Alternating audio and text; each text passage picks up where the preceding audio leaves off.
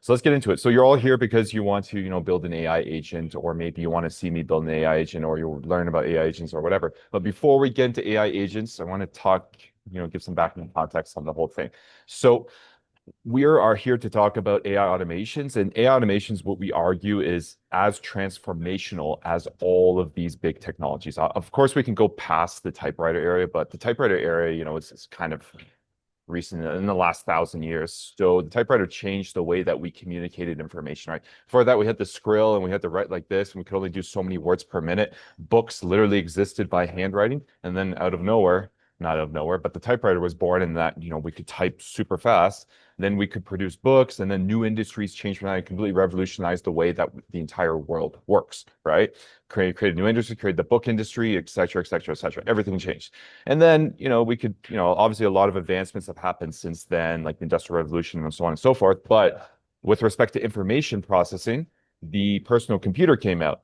Now, it really didn't like really transform everything until mainstream adoption, which happened around the internet/dot-com boom around the 2000s. And then from there, that was born, the modern day Mac computers that we all have, the technologies such as like the SaaS companies, pretty much all the SaaS companies that we know today, and their technologies was all born from the dot-com bubble. Like, for example, if peer-to-peer technology wasn't invented, there would be no Spotify, there'd be no Netflix. And Netflix and Spotify, guess what it did? It completely eliminated existing industries and created new industries. So it changed everything, right? Smartphones came out, same thing. Changed the way that we interact, where we get information. Now our information is always in our hands, and it made the internet much, much, much, much, much more accessible. Now we're dialed into the internet all the freaking time. Now we got this new thing, AI automations. I say AI automations on purpose because it's not just AI or automations, because those things existed. But now it's when you bring them together, you got this insanely powerful thing, which not only is changing information, but it's changing who does the information, who does the processing. Everything before like complemented the human, made the human do things better. Now it's replacing the human. So that's why this is more significant than all of the past technological advancements. So where did this all start with? Well, ChatGPT, it wasn't ChatGPT that invented this. It was like DeepMind from Google and the guys there that basically invented modern day AI. But it was ChatGPT that jumped on it, popularized it and basically brought it to the market and scale. And when it first came out, it was like, yeah, it's okay. It could summarize an email, sure, whatever. And then over time, the new models came out and out and out, and to the point where like as of last year of 2025, we're like, holy crap, it's really freaking good. It's like, wow, it's not only is it like is like summarizing emails, but now it's doing things for me. It's taking a lot of time off my hands.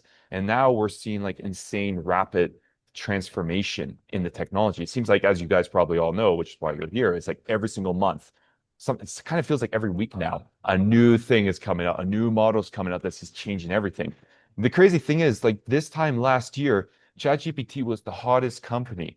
Now, now people are talking about ChatGPT is going to die. They don't know if ChatGPT is going to exist in another year because they're going to run out of money and their user base is free falling. Why is their user base free falling? Because their models suck, literally. And there's this new thing called Claude and Anthropic by Anthropic, which is incredible. And it's just, taking over ChatGPT. And on top of that, there's insane competition from Google. Google's first model, Gemini, horrible. And now incredible, absolutely great. It doesn't have the ecosystem quite as good as Claude or even ChatGPT, but it's only getting better and better and better. So it's just the rapid advancement is so fast. This powered with now we're in the automation. So now it's not just AI, it's the automations too, which started off as N8N, is now turned into something even more accessible and easier to use. So you're probably thinking that it's John, like what you're saying isn't that big of a deal. It's not happening. It's not adopting that fast. My job's safe. No, it's not. So I don't know if you saw this, but Block, which is Jack Dorsey company, they had 8,000 employees. Now they have 4,000 employees. What did they do? They eliminated half their employees because they said AI agents can do this. Not AI, not agents, AI agents, which is AI plus automations, can do what the 50% of their workforce could do. So they're like, well, like, why do we need these people? Like, we love people, obviously, but our job is to make money. cut cost and, return value to shareholders, right? And guess how the shareholders reacted to this? Shares boomed. And guess what happened to their bottom line? They're making more money. Why are they making more money immediately? Because they cut their costs significantly. Because, the cost of an AI agent is one fifth, maybe one tenth of a human. So it's a no-brainer. So guess what? Every other company that isn't doing this right now, this is like the ultimate signal. Pretty much we can safely assume that every single company out there is trying to figure out how to adopt AI agents. But after this, they're all moving extremely fast. They're like, holy crap. They're not only are they moving extremely fast because this is a signal that that the companies is just made it possible to save a lot of money, but this is a huge signal that the market wants this 24% increase within like, I don't know, like minutes. So clearly investors love this. Everybody loves this. And so every company is going to rapidly adopt this. Now, a year ago, when when vibe coding started to become a thing, everybody was like, vibe coding cute, can't really do much. It's like, yeah, I could maybe make a dashboard, yeah, I could make a landing page, but like I can't make apps, I can't replace developers. Now not only has it already replaced developers, it's ahead of developers now with respect of the capabilities and the quality and so on. Not only is it ahead of human coders, but now the debate is which one is better. Is it ChatGPT Codex, which is one of the few things ChatGPT is still good at these days, or is it Claude Code? That's where the debate, and this has only happened just in a year's time. Just in a year's time, we went from I can't replace humans to not only has it replaced humans, but which one is the better one? So developers, which historically, had the safest jobs out there, they're already expendable, which is insane. And now the average person, such as yourself, all of you here, can now become vibe coders and can now make your own apps. And guess what? What's this going to result into? A huge flood of new applications, new businesses. And this is why we're seeing pretty much every single legacy software company out there, like Salesforce. I don't know if you've seen their stock going straight down. HubSpot, guess what happened to HubSpot stock? Going straight down. What? Think of another stock, Atlassian, which is the ticket company Jira. Guess what happened to their stock? Going straight down. Why? Because their technology isn't sophisticated, isn't special anymore. Anybody can learn this stuff now. And then you're like thinking, okay, but like I'm a business, my business is fine. Nope, it's not. Because not only can, AI agents replace developers and all of that, but AI agents can replace not only entire departments, but can replace like an entire business. Here's an example of that. I'm sure you guys heard of OpenClaw before, which we're going to demonstrate today. But OpenClaw, some people with OpenClaw decided that they're just gonna, spin up unlimited agents and just, they gave them a goal. The goal is to just make a social media network and have fun with that. So guess what? They made that social media network and it ran up to 1.5 million AI agents. And guess what happened to Mobbook? It got acquired by Facebook for X hundreds of millions of dollars or whatever the price is. So the people who spun up this company within a matter of months became like millionaires, like 100 millionaires, like just like this. So guess what this is signaling? Every business out there is like, holy shit, I need to do this too. Pardon my French. But so AI isn't coming. This isn't like a 20-year adoption cycle. This is this is probably the fastest adoption cycle that humanity has ever witnessed. Just because the incentives are all there, right? And still a lot. I don't know if you guys saw, there was like a picture the other day of like a lot of these blocks being like, down here, this is like AI adoption is like a tiny little bit of that. True, AI adoption compared to the 8 billion humans on planet is still low. It's still like one, two, like I think they said it's like 5% of the population has purchased ChatGPT, which is the biggest AI out there.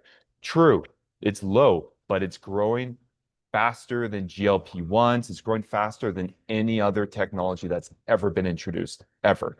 The velocity is insane. So it's not just, and the people who get ahead of this and ride this wave, not only are they going to, their jobs are going to be safe or the business are going to be safe, but they're going to become insanely prosperous, insanely rich because this is the future that we're going towards at like the speed of a bullet train, maybe faster than a bullet train, Japanese bullet train to give like an example that we can all relate to.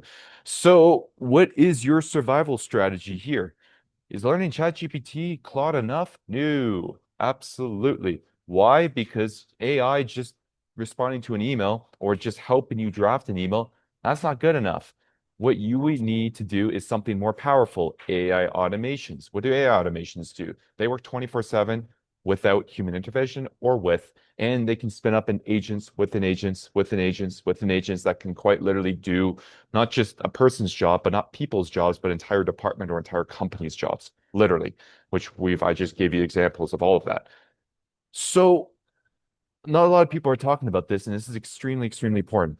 If as your journey for learning automations and learning AI, you need to understand the different levels of this because you can't just go to OpenClaw. You can't just go from like, if you're trying to learn to be a physicist, for example, you can't just go towards making solving the atom. You have to learn all the steps that go up to it, right? I'm not comparing this to physics. Maybe that's a bad comparison, but you get the drift here. You can't go from 0 to 100. You have to understand that there are steps to automation so that you can really understand it, so that you understand what makes sense for you and your business to learn, etc. So that you're not wasting time. The key here is not to waste time, not to waste time playing around with tools that's not going to give you value for money. The key here is to, understand the different levels so that you can adopt as quickly as possible and realistically as possible. So what is level one? Level one is the AI, is assistive AI technology. And so I've broken this down into roles and examples of these technologies. So the role here, like what does a human do and what does the AI do? So the AI role is to basically do what the human says. The human is in the driver's seat. The human is making all of the calls. And what does the AI do? The AI suggests things and maybe summarize an email, like I said. So what are examples of this? ChatGPT, Gemini, Perplexity, Claude, Grok, etc. Cool. Now, what about the next one? Okay, well, this is the AI's role has increased in scope. Now it's like think of a process. Now it's doing more in the process. And what does the human do? The human, it doesn't do everything completely. It waits for the human in the loop. It waits for human feedback a lot. So so then the human's still primarily driving things, and but the AI is, taking a lot off the human's plate. The human's not deciding what to do next. The AI is deciding that. The AI is executing on the next thing, etc. The humans just provide feedback and maybe tweaking things and so on and so forth. So what are examples of that? Claude Cowork, which is the new big thing, which many of you have probably experienced or you're going to experience. And it's also N8N. And can also do that as well. Okay, now what is the next level after that? Well, the next level is where we get to like actual end-to-end automation, where the human is just monitoring. And a great analogy of this is like the modern day pilots. The modern day pilot, they don't actually fly planes anymore. They kind of just sit there, they monitor. If some turbulence happens, they take over, they maybe move the plane a little bit, but then they readjust things and autopilot resumes. And so, like when a plane's being flown by a computer, it's like 99 or 95% of the flying is done by the computer, by the AI, presumably. So and it's the same thing with automations. With automations, with the level three automation, the human is basically just there to, if turbulence happens, to, steer things in a different direction, put it back on course. If there's an issue, go in there, look at it, fix it, etc. The human's the observer. It's just looking at the cockpit. Okay. And so that's kind of where we are with the Claude codes and the N8Ns already. They can do that. Now, the next one is when AI is so smart that not only is it doing everything level three, but it's fixing itself, literally. And now we have a flood of these new technologies coming in. We have OpenClaw, which is what you're all here. OpenClaw can do this. OpenClaw is not perfect, but it can fix itself. And but how does it work? It's basically it just does everything that it can do within a contained environment, which is called guardrails. Guardrails is like I don't know, the environment that it can operate in. Without guardrails, OpenClaw could theoretically do anything as long as it has access to those things. So the human determines what it has access to. The human determines the goals. And then, so what does the human do in this thing? Well, it just, defines the high level goals, the constraints, and make sure that it's compliant. Maybe remedies something from here to there, but it's fairly hands off. Fairly hands off. And now, which doesn't exist, but which will exist, is full end-to-end automation. This has yet to happen, but 6 months ago, I did a talk like this. And 6 months ago, I said level four is like a dream. Like it'll probably be a few years out until we get to level four. Well, less than 6 months later, level four happened and it's here. And I couldn't believe it happened this fast. So it's hard to believe that level five is going to happen in the next year or two, but I wouldn't be surprised if it happens this year just because of how freaking fast everything is moving. So the level five role is basically the human just sits as the strategic vision and governance. It's basically like the modern day board of directors. And what does a person on a board of directors do? They just vision and governance. That's it. And so what does the AIs do? Everything else, literally everything else. And that is the future. That is where we're all heading to. That's what's going to happen soon. So now, like I said before, you can't go from 0 to 100 when you're learning this stuff. Obviously, start with your level ones and level twos. If you've already done ChatGPT, great. You've probably heard me say ChatGPT sucks. And you're probably thinking, how, what? It does? Yes, it does. And you won't know that until you play with the other ones, until you play with Claude or Gemini, and then you realize, holy crap, has ChatGPT fallen behind? It's like maybe 6 months behind, 3 months behind, something like that. But it really is behind. It's significantly behind. But anyways, the point is you got to experiment with all the different technologies so you can learn all the different capabilities and can learn all the different things. Then once you have a good week, because you need to use all of them. You can't just use one of them. You have to use them all. This isn't like a Google versus Microsoft. Like I'm team Microsoft and everything's Microsoft's whatever Microsoft Office versus Google and Google Cloud and Google Office, and the two don't overlap with each other. No, this isn't how it was in the 2010s where those were two separate ecosystems. Now everything is blurred together. Now the new biggest technologies for AI, they all blur. They're all using each other.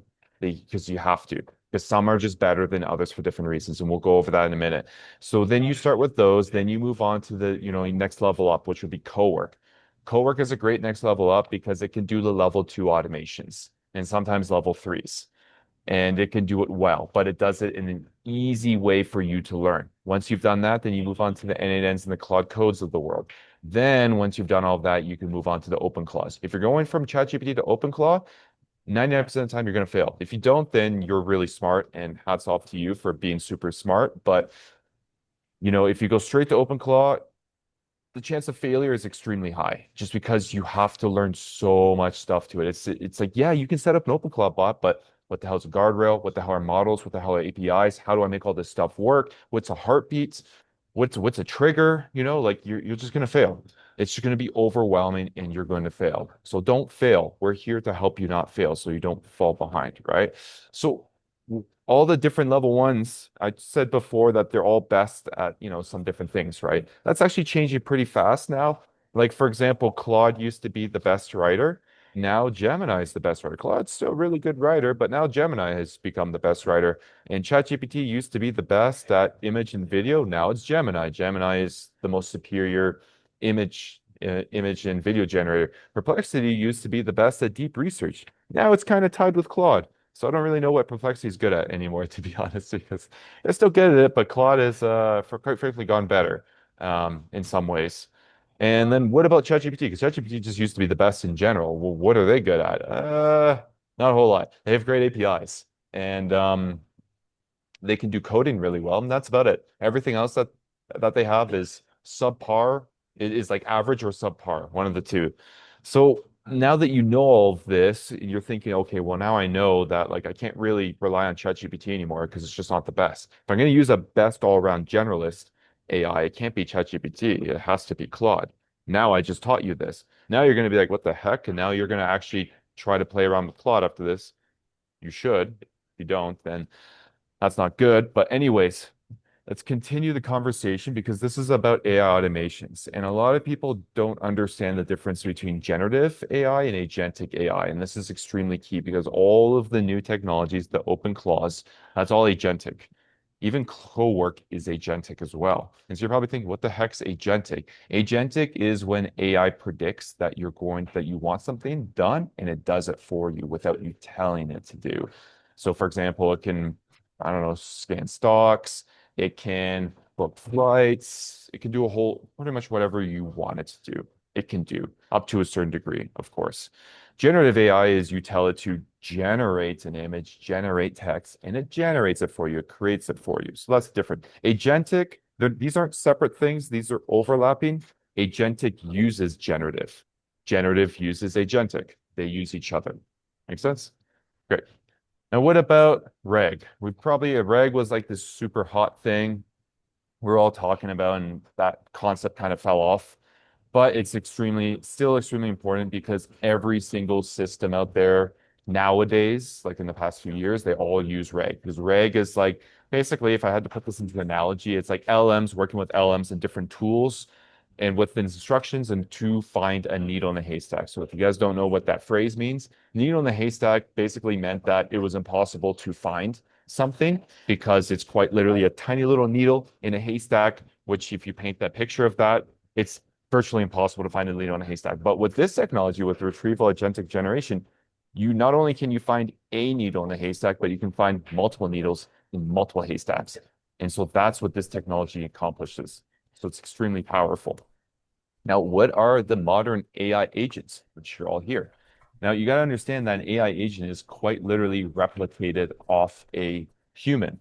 Why? You're probably thinking, like, how is an AI agent like a human? Well, I'll tell you. So, an agent has a body. A human has a body. We have a body. We have like hands. We have skin, etc. That's our body. Great. So that's the same. A human has memory. We all have a brain. We have memory. Humans can think, which is the prefrontal cortex of our brain. LLMs or agents can also think. They can use an LLM, which is just intelligence processing power. That's what LLMs are. Okay, then what about tools? Humans have access to tools. We can use, I don't know, hammers. We can use cars. That's a tool. It gets us from A to B. We can use a phone for communication. We can use a computer. And on the computer, there's other tools. Can agents do that? Yes, they can. Agents can access infinity tools. They access the tools differently than we do. They access them programmatically. They don't use hands. They use something different, APIs, MCPs, etc. But it's the same idea. And then you're like, okay, John, like, what the heck's a prompt template? How does that relate to a human? Okay, think about it this way. When we walk outside and we walk down the street, what are we doing? And when we stop at a stoplight, why did we just stop at a stoplight? Like, why didn't we just go through the stoplight? Because we're following rules. We're following laws. Those rules, those laws are prompt templates. That's it. It's just instructions that are embedded in society. And these instructions are everywhere. These instructions are in our job, our business, our standard operating procedures, etc. All of those instructions that we follow all the time is quite frankly just a prompt template. That's how an AI agent sees it. We see it as just everyday things. And so a human, when somebody walks up to you and says, "Hey, can you give me something, or I don't know, can you help me with something?" That's what the prompt response is. That's what this is. So we are basically just AI agents are quite literally just modeled after humans. So you're like, okay, John, I'm sold. ChatGPT is, I'm only using ChatGPT. I need to learn more. What do I need to do? Fortunately, there's a lot of resources out there.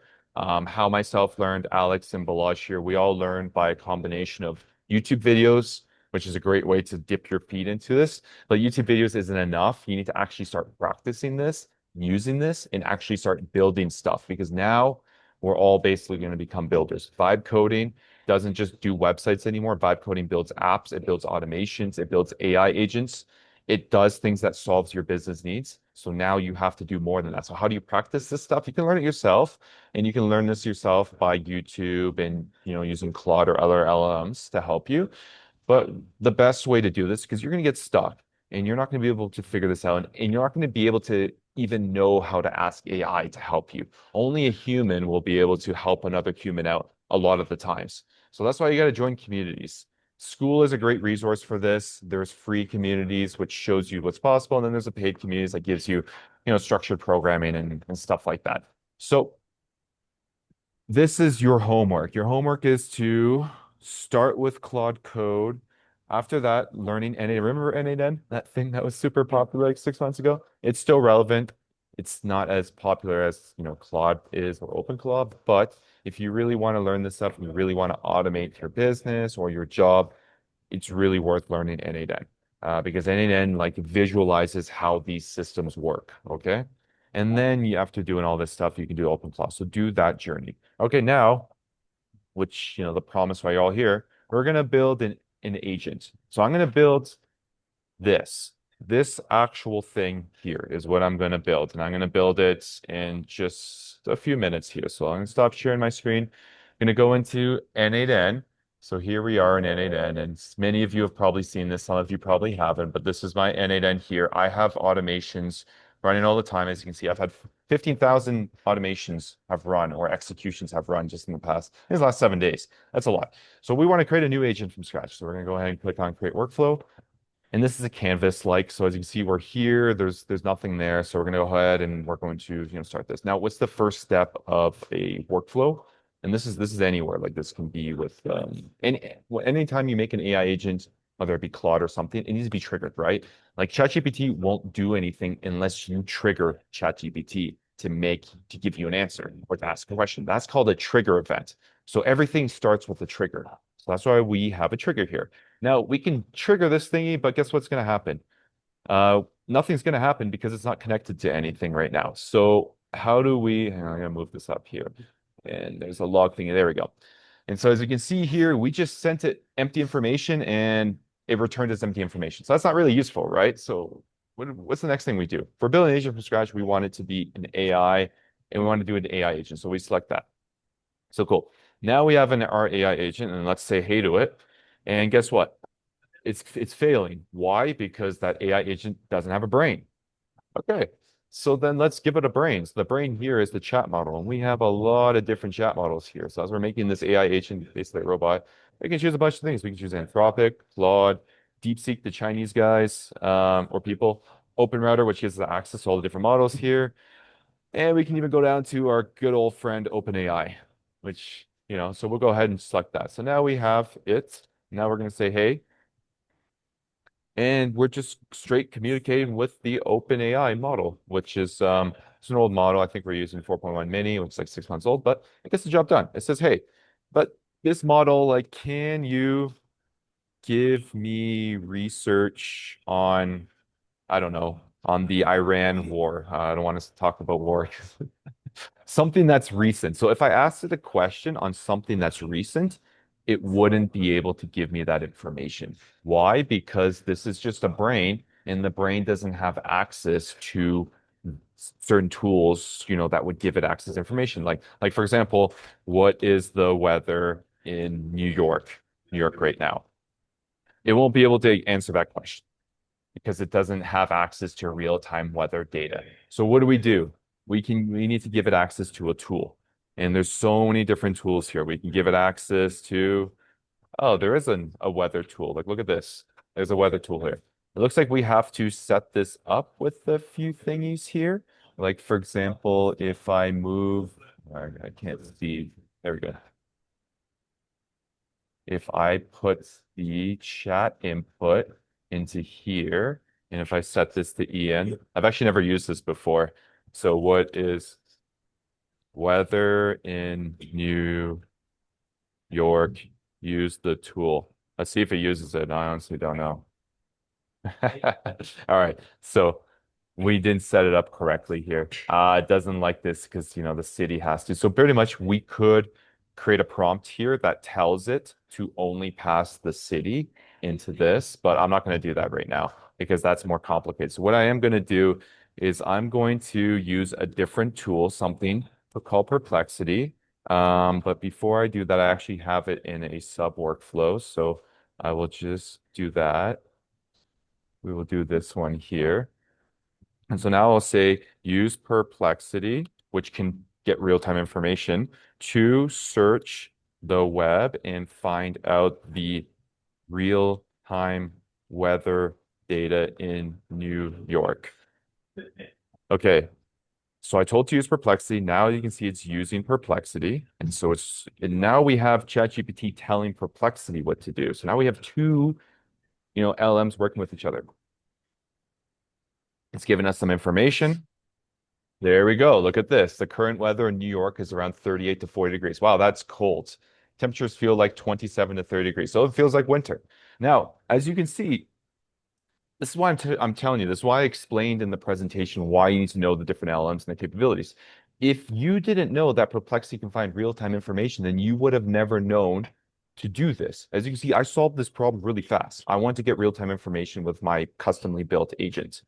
And I solved it super fast because I know what Perplexity can do, which ChatGPT can't do. So now this is powerful. Now I have my custom. Now, obviously, just doing the weather isn't super powerful, but this idea of combining LLMs to do things that each LLM is specialized in is extremely powerful. So now this is the AI agent. This is it. Obviously, we can do more stuff to this. We can have a memory to it as well, so that it can remember stuff that we talked about yesterday and the day before.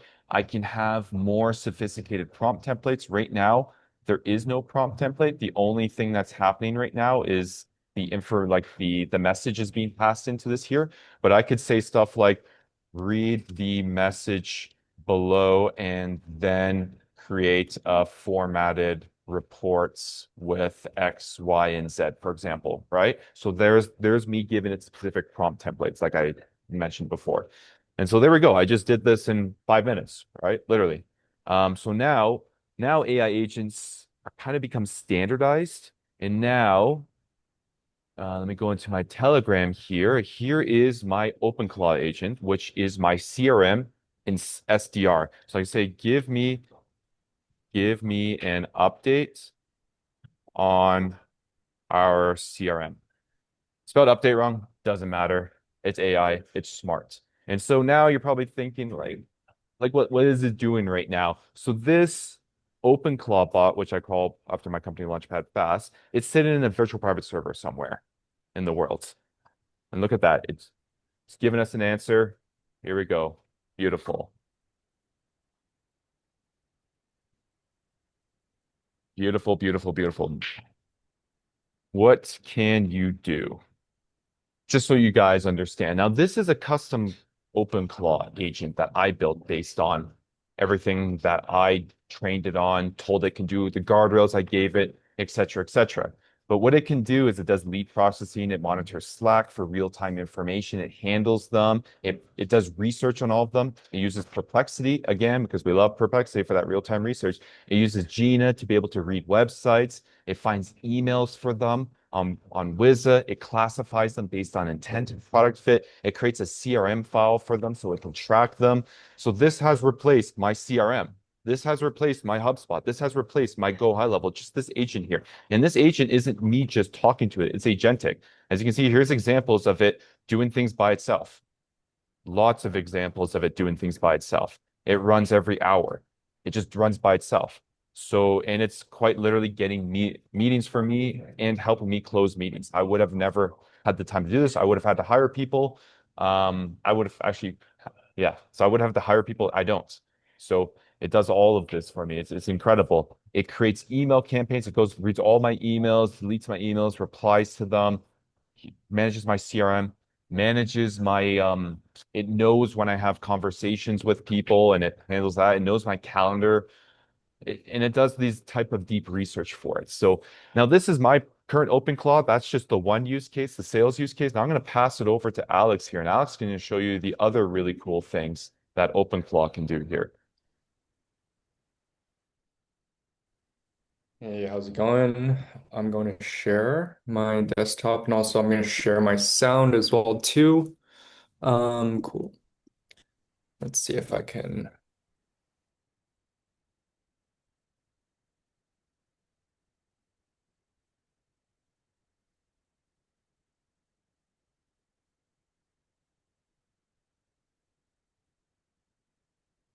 All set up. I actually have it running in a couple of different like Telegram chats essentially. So I have like my main AI Iniko, right? And you can see here it's actually like has some running, scans and stuff like that. So it's scanning for my Gmail, and it's going to let me know if, any emails come in related to the current clients that, I'm working with or leads that I have. I have a leads and clients channel actually. And so this is a really cool workflow actually. So I actually have it, store all the information about potential leads that I have essentially, and I just ask it, I asked like, oh, I want a live demo, and this was 3:30, and it deployed essentially a proposal site in 3 minutes after looking through all the information. And this is the website it came up with, right? So this is all dummy data and stuff like that it came up with, but gives me like a full proposal site. This is like what I set up for people. Let me just zoom in so you can kind of see, right? Like it gives me a preview of what the site looks like. This is what I'm going to be deploying, and it's like, I'll help people get more leads or agents using agents and stuff. And so I have this full, dashboard proposal ready, and then I'll connect like a calendar link to it so that they can schedule the next part of the call, right? And they can book a call on my Calendly. So this did it in like 3 minutes essentially. So I can literally be on the call, right? And all the transcripts are real-time generated, right? So right after the call, I can immediately send them a presentation with their branding, right? With all the information I know about them over a couple of, calls that I've had with them. And also I can generate them like a full proposal site in their own branding, which is really cool. I was just testing if I could generate like other unique types of designs. So it's like I can even extract designs and come up with some like interesting sites. This design isn't that great. I think I need some work, but it's cool.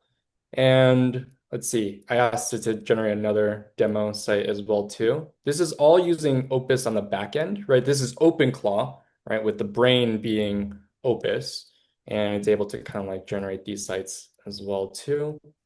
So that's one workflow. Another workflow I have is, I have some AI automations going on, end-to-end automations, and so it can actually, build out end-to-end workflows for me. It can, do connect to the different APIs that I'm working, and so it can essentially like build an entire pipeline for me, right? And it's all automated. It can go test it with like dummy data as well too, or with real data that's coming in through APIs as well too. So I have a channel for automations.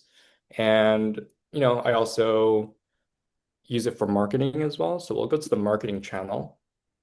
Um, you know, Essentially I can ask it to script, our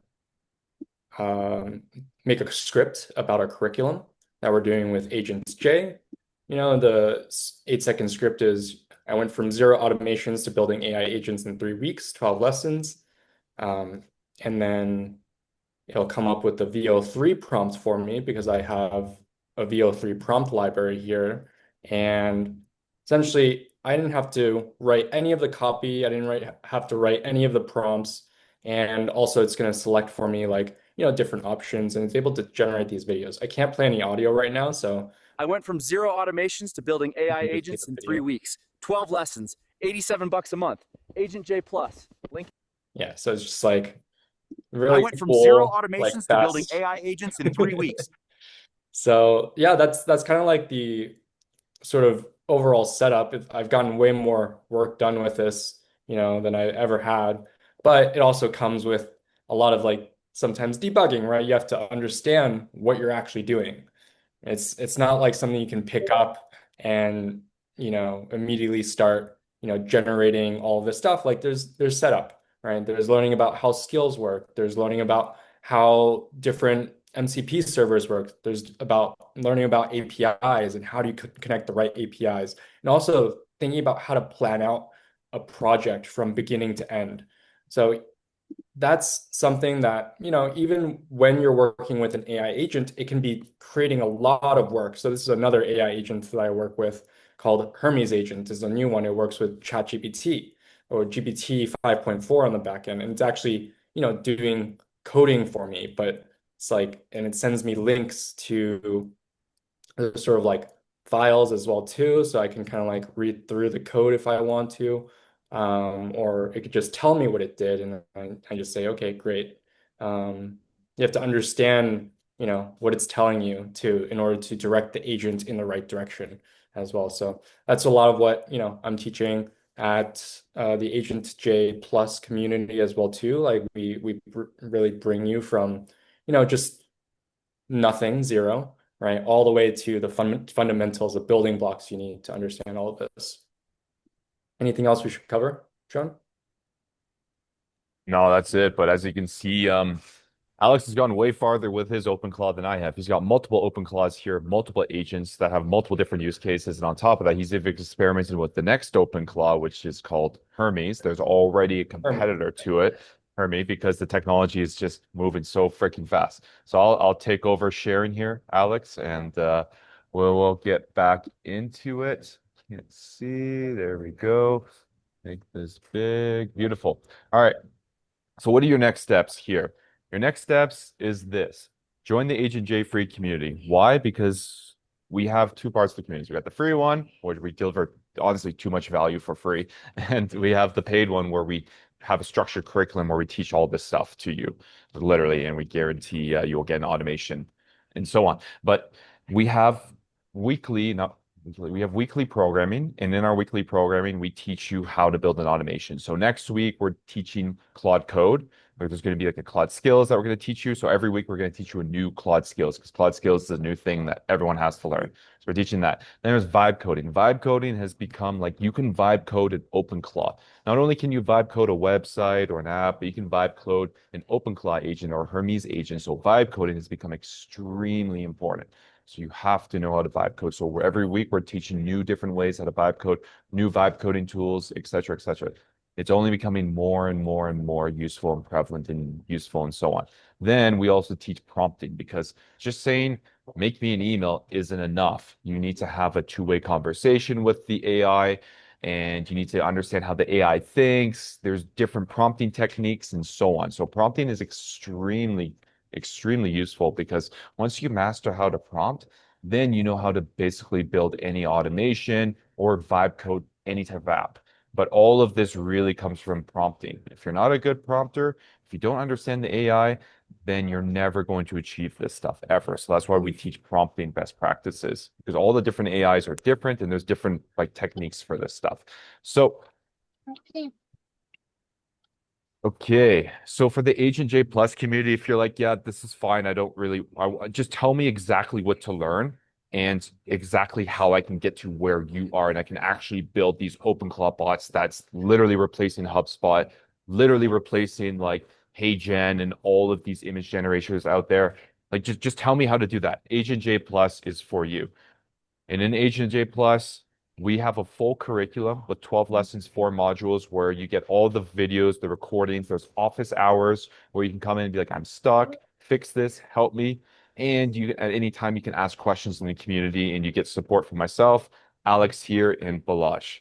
And we're all basically professionals. So what is the modules look like? You get the foundation AI literacy, you get to learn the AI agents, you build AI agents just like how I showed you, which eventually, and then you learn how to do the multimedia like Alex just showed you. And then at the end, you will actually deploy, like what I did, an SDR bot that works for me. It may not work for you, but it works for me. You probably want an SDR bot too, but how you deploy your SDR bot is going to be based on your tools, your workflow, your business, your job, etc. It's unique to everybody. So we help you with setting all of that up. And we're going to teach you all these different tools here, N8N, Claude Code, OpenClaw, and help you hook it up to all of your tools here. So this isn't just a course where you watch and forget. This is for people that actually want to roll up their sleeves, actually want to learn. If you want to just learn like, I don't know, like a Zapier, then this isn't for you. If this is for people that actually want to do the work, actually want to get ahead. So if you don't actually want to learn this stuff, then please do not join. Okay. This is for people that are actually committed to actually getting ahead and riding the AI wave and prospering from it. So here's the next steps here. Now, I promised you guys two things. I promised you that you're going to get access to a massive repository of Claude's skills. Here it is. You can all, pull out your phones, You can all scan this QR code. And Alex, do you mind, dropping the links Oh, do you want to in share the your chat? screen? Oh, never mind. Yeah, Yeah, do you mind I'll add the grabbing the link? links. Yeah, you can grab it from the Yeah. PowerPoint deck that you have access, well, the slides deck that you have access to. So Alex is going to drop it in. But Yeah. I'll just show that it's working. I'll try it with my phone here. And there we go. There It you go. opens a beautiful, beautiful Yeah, Notion it works. repository. Yeah, it's all there. Now, what's the next step in the series here? We're going to do Claude Cowork because, like I said before, you can't just go straight from ChatGPT to OpenClaw. You got to kind of level up here, right? You can't just be Messi or Ronaldo or the best footballer or soccer player in the world. You can't do that. You got to start with the leagues and work your way up through the leagues. Same thing with AI, exactly the same thing. So the next step is we have a lot of us here in this call. So that's why we're having another call next Tuesday, and we're going to teach you how to set up Claude Cowork.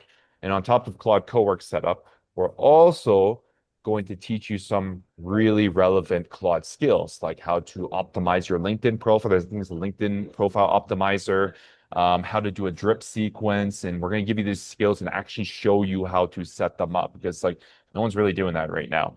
So like you're going to get that today. Now, if you're thinking like I just sold. I want to pull up my sleeves. I want to start automating my business or a job, or just tell me what to do. I want to start reviewing all of the lectures. Then here's Agent J Plus. It's all there. It's all ready to go. We already have, I think, about 10 of us in the community. We just launched it not too long ago, like a week or two ago. And in here we go. If we go into the classroom here, here's what it looks like. So you get access to all the past stuff. So all the programming here. So here's like, and it's a structured programming, right? So you get the handout. These are detailed handouts here. Tells you everything you need to know on whatever the subject is. For example, it's okay if there's structured lessons. Here's an example of a lesson here. And as you can see, you see the whole recording. So you can learn at your own pace. And then at the calendar, as you can see here, there's going to be, well, we haven't put it up yet, but next week we're doing multimedia and content generation.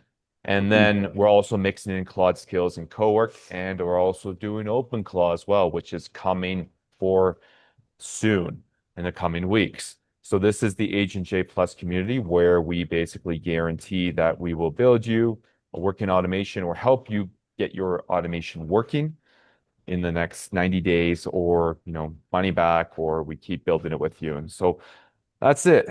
That is the next steps. So make sure, let's see, let me show you what the next part is. This is the Claude Cowork. All right. So sign up for this next Tuesday, GMT5, which I don't know if that's like European time, but oh no, GMT5 is New York time. Sorry. So yeah. Now I will stop talking because I've been talking for so long. Questions, and now open up for questions. Here's the link for the webinar. I just put it in there. Thanks, Jeff. Hey, Jeff, nice to see you, man. As always.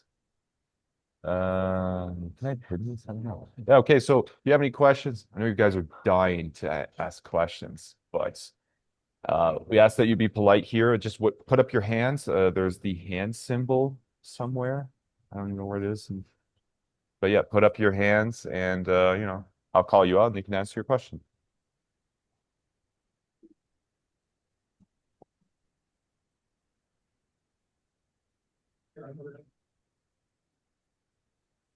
Is there a cheat sheet for what each is good at now? Yes, there is. Mark. Hi. Hey. Great, overwhelming. I use ChatGPT quite a bit. Wouldn't call myself an expert, but I've got stuff in there that I've loaded up, a lot of knowledge base.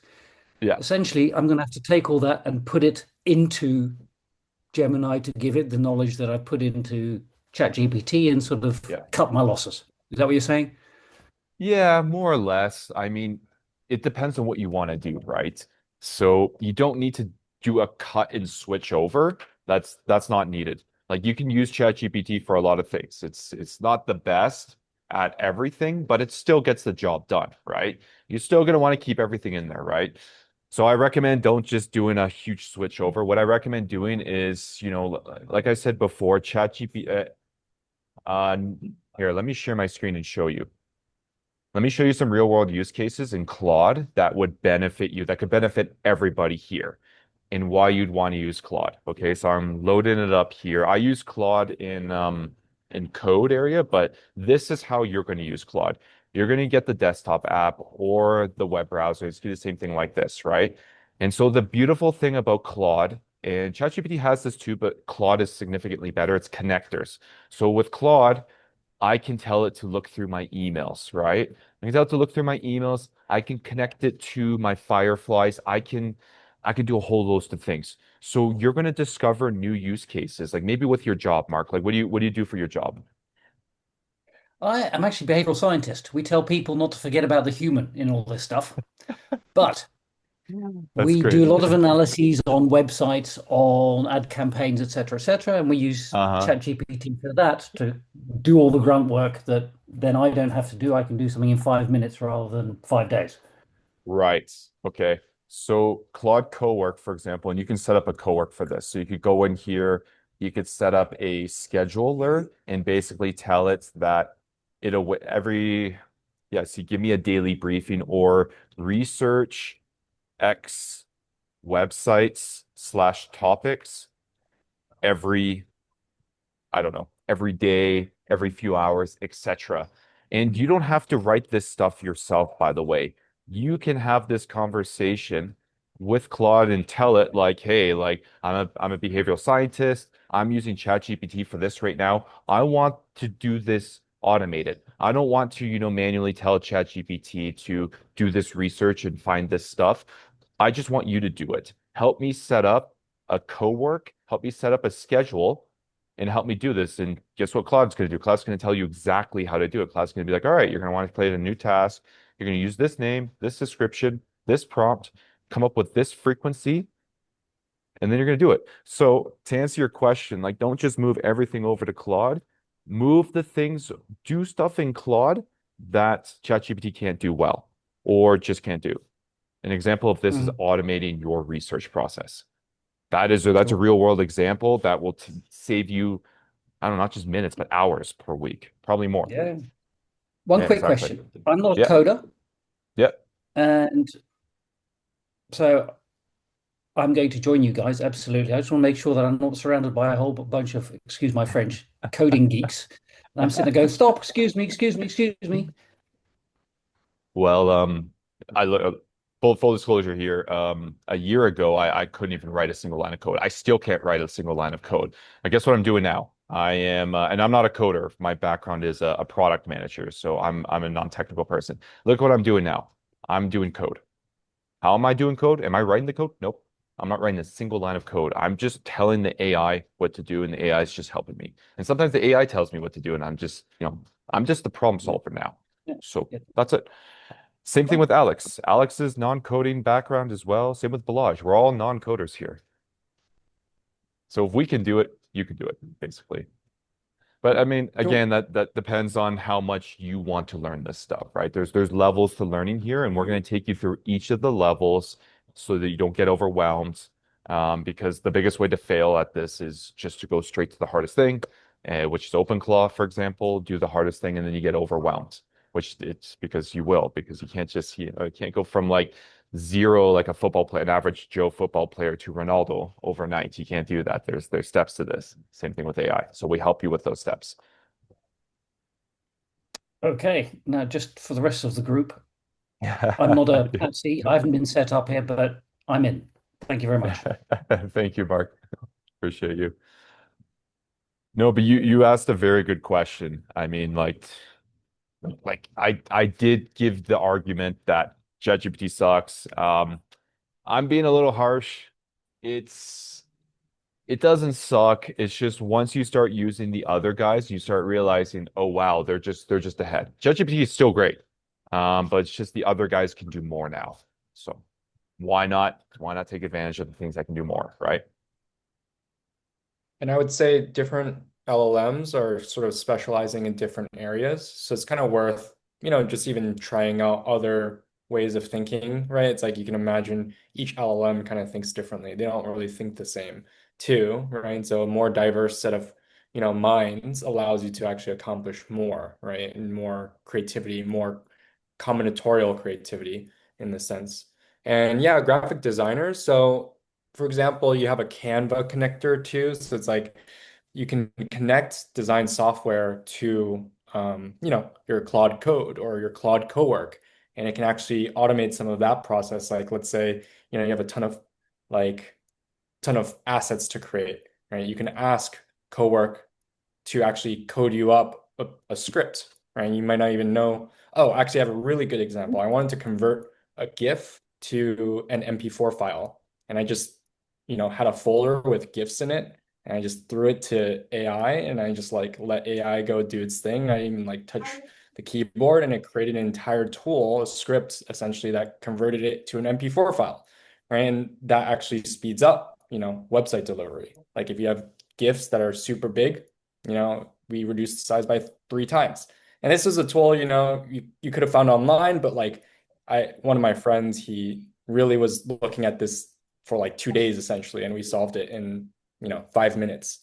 So stuff like that, where it's just like small automations where you're like, man, I've been spending a day on this trying to figure out this like random software on the internet. Like AI can just solve it for you, right? And you didn't have to write any code.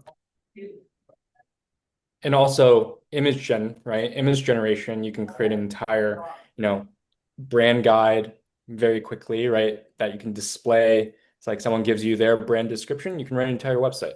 Yep. I see we got Austin? Austin here. Yeah, super great session, y'all. Like really insightful for somebody that's like hearing a ton of the noise, but like having a hard time actioning it. Yeah. My thought, like I'm a co-founder for a vertical like solution in veterinary medicine. And like as a Cool. co-founder, you wear many hats. But have y'all considered like doing this as a service, like setting it up and helping companies like do it and like we pay you to do something like that? Or is that Alex a is your part of the man. offering and I missed Alex is your Yeah, man. I do that. But you're So gonna we want to do can jump on both. a call. Yeah. it? Yeah, I just need to get like our head of engineering on board. So like candidly, they're maybe a little bit like resistant to the like updates in AI. Like when we talk about pushing code and stuff, they're like, we use Copilot, we use GitHub Copilot, and we're talking to CTOs at other companies that are telling us, well, like that's like not the same thing as Claude Code. And so we're trying to get like our team on board, but it'd be like really insightful, I think, for I don't know, Alex, do you want to like catch me offline or something like that? And I could introduce Totally. you to. I have a calendar schedule too, and then you can you can also email me as well too, or I'll just DM you as well. Do you have any sort of way to DM you? I'm gonna just shoot you an email after this meeting. I've got your email here. I'll just shoot you one right Awesome. now.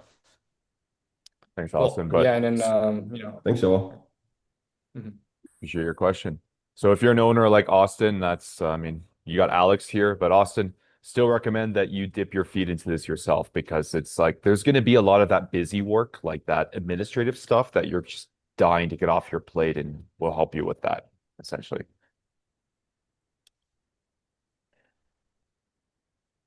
Thousand Yeah, percent. Yeah. so there was a question about how to get Claude and GPT to collaborate on a design in Yeah. banana generation.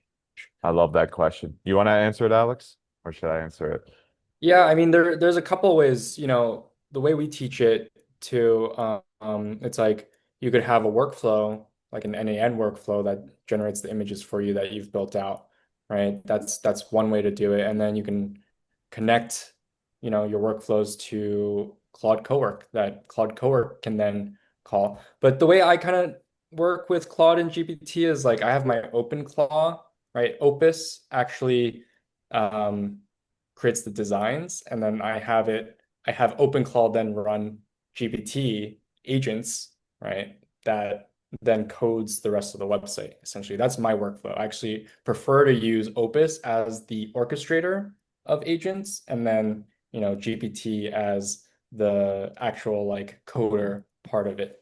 So Yeah, yeah, that's I like actually the Opus same as thing the with thinking. me. As you can see here, this Yeah, is but this is code. Oh, hey, Luis. But You want to jump in there? yeah, but technically, yeah, that was my question actually that I was Fantastic. answering. So that Alex was answering. Yeah, I understand the functionality that you get that job done by this AI and another job done by another AI. I'm just wondering, in your setup, what is the efficient way to glue them all together? And when you say it's OpenClaw is doing it, what is it? OpenClaw is OpenClaw using the Claude app, or is it using the API, or are you doing it Yeah, when you said it's running great your question. an innate workflow? How is it triggering in Yeah. your It's So calling an API. OpenClaw, I can yeah, take this because I got it right here. So, and this is a great way to visualize it. Like for example, it's skills. Here we go. Here's a skill right here. So this is instructions on how to do something, right? But let me find yeah, here we go.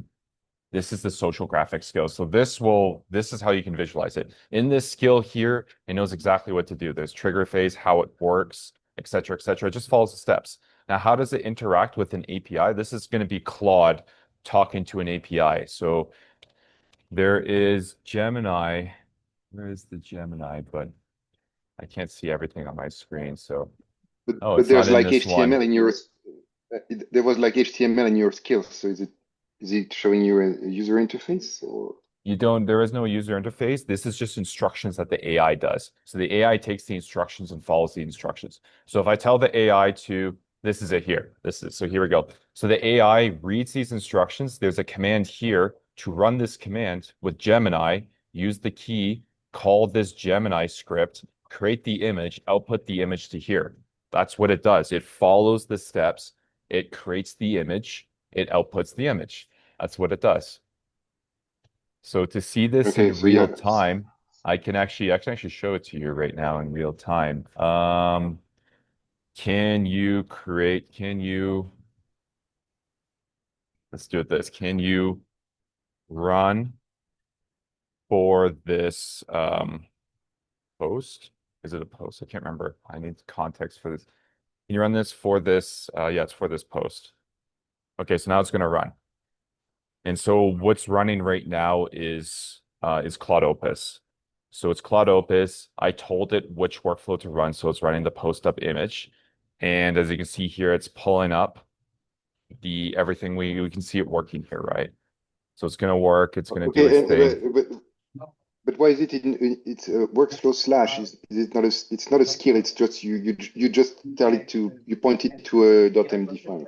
Is that what yeah, you're so doing? Technically, the a skill .md file is is that, yeah, it's the same thing. yeah. Skills are literally just instructions that are written in plain text in a markdown file that the AI can understand and turn into, its instructions to run specific types of code. Right? That's kind of the crazy part about it. We're just writing in English and text, right? And it's able to chain together, workflows for us. We didn't have to program any of that. Yeah, exactly. And Okay, it makes a so lot it's of sense. training. Thank you. Yeah. Opus is calling Gemini, right? So you can see one instance where Opus is actually using the Gemini API to create the image. So you can also imagine, there's another skill that lets you call, GPT's, API, There we right? go. And have it code something for you. And then it Uh, can orchestrate all of that together and combine it uh, using another skill. And so can you have like one of them call another of them? Like Yes. one.md is telling you to do this and then do that other thing in that other Correct. one and then do Yep. that other thing. Yes. Yep, you can chain it. So If you have enough skills and you have instructions to chain the skills together, right? Or yeah. it can figure it out on its own, right? Based on your instructions. Yeah, and Yeah. can you make that like call that with an API? Yes. Yeah, you can build an API that actually calls your agent, right? There's a way to actually host Claude Code as its own, it's called headless Claude Code. You can have it on a server, right? And then whenever you send a message to it, it can go Oh run yeah. your entire Oh yeah. workflow. Okay, so then at Yeah. that time it's doing all the thinking again and reading all Yep. the MD file. Okay, thanks. Yep.